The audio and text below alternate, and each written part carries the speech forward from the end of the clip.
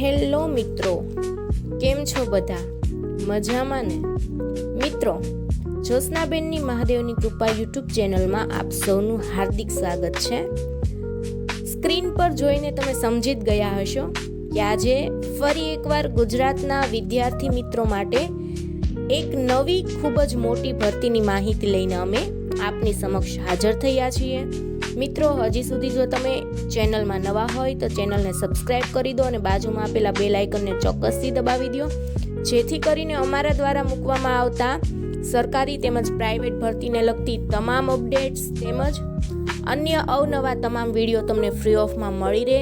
તમને જે પ્રકારના વિડીયો જોવા ગમતા હોય તે પ્રકારના વિડીયો તમે આપણી ચેનલના પ્લે લિસ્ટમાં જઈને જોઈ શકો છો, અને જે વિડીયો ન ગમતા હોય તે તમે સ્કીપ પણ કરી શકો છો.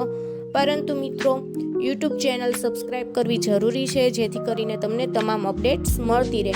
મિત્રો, વિડીયો વધુ લાંબો ન કરતા આવીએ મુખ્ય ટોપિક પર. આપણી પાસે આ એક ન્યૂઝપેપર કટિંગ્સ છે જે આજનું જ છે અને ખૂબ અગત્યનું છે. મુખ્યમંત્રી ભૂપેન્દ્રભાઈ પટેલના હસ્તે 4473 યુવાનોને નિમણૂક પત્રક એનાયત થવાના છે, અને પોલીસ તંત્રમાં 12,000ની જે ગયા વર્ષે ભરતી થયેલી હતી તે અંતિમ તબક્કો એનો આવી ચૂક્યો છે, અને વધુ 14,507 એટલે કે 14,500 કરતાં પણ વધારેની નવી ભરતીની જાહેરાત થઈ ચૂકી છે. મિત્રો, મહિનાના અંતે પીએસઆઈ લોકરક્ષક મળીને 13,591 ટેકનિકલ કેડરની તેમજ અને ટેકનિકલ કેડરની 916 જગ્યાઓ ભરાવાની રહેશે. તો મિત્રો, આ અંગે વિગતવાર માહિતી આપણે ટૂંકમાં જ જોઈ લઈએ.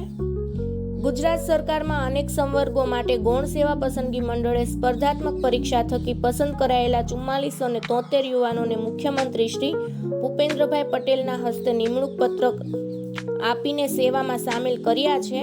મહાત્મા મંદિરમાં શનિવારે મિત્રો આ કાર્યક્રમ ગઈકાલે યોજાઈ ગયો છે, અને નવનિયુક્ત વર્ગ 3ના સેવકોને સરકારમાં મળેલી નોકરીની તક માત્ર નિમણૂક પત્રક નહીં પણ સામાન્ય માનવીઓની સેવાથી રાષ્ટ્ર નિર્માણમાં યોગદાનની તક રૂપે સ્વીકાર કરો તેવી અપીલ પણ મુખ્યમંત્રીશ્રીએ કરી હતી.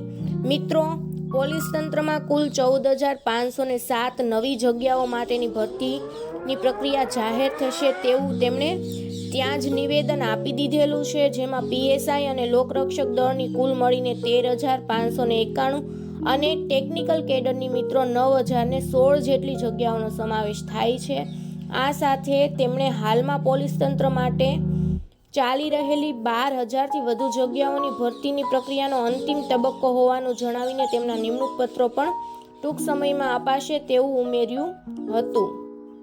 ઉલ્લેખનીય છે કે મુખ્યમંત્રીએ જેમને નિમણૂક પત્રક એનાયત કર્યા છે તેમાં સૌથી વધુ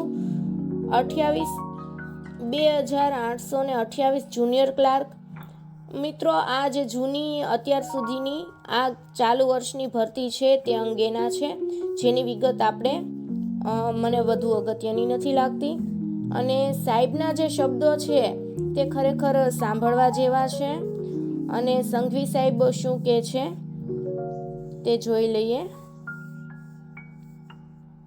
ઓકે મિત્રો, એ પણ ગાંધીનગર નાયબ મુખ્યમંત્રી હર્ષ સંઘવીએ સરકારના સેવકો બન્યા છો તો અહીંથી પોતાના ગામ કે ઘરે જશો ત્યારે સૌ કોઈ તમને સાહેબ સાહેબ કહેશે, પણ તમે સાહેબની વાતમાં આવીને પોતાની જમીન ક્યારેય છોડતા નહીં, ભૂલતા નહીં. તમે તમારા માતા પિતાએ સાહેબ શબ્દ માટે મહેનત નથી કરી, આ મહેનતની સફળતા નાગરિકોના આશીર્વાદ માટે કરી છે.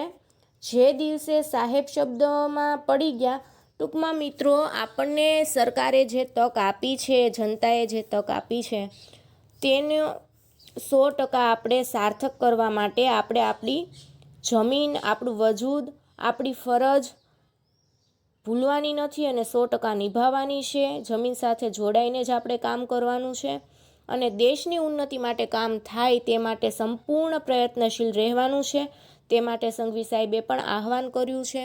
તો મિત્રો, ચેનલમાં જોડાયેલા રહેજો. જેવી જ ઓફિશિયલ 14,507 જગ્યા માટેની જાહેરાત આવશે આપણે મૂકી દઈશું, અને આગામી 10 વર્ષ માટે જે અન્ય ભરતી થવાની છે તેના પણ આપણી પાસે અલગ અલગ ખાતાના ડિટેલ્સ આવી ચૂકી છે, તો તેના વિડીયો પણ સમયાંતરે મૂકતા રહીશું. મળીએ નેક્સ્ટ વિડીયોમાં. ત્યાં સુધી આવજો.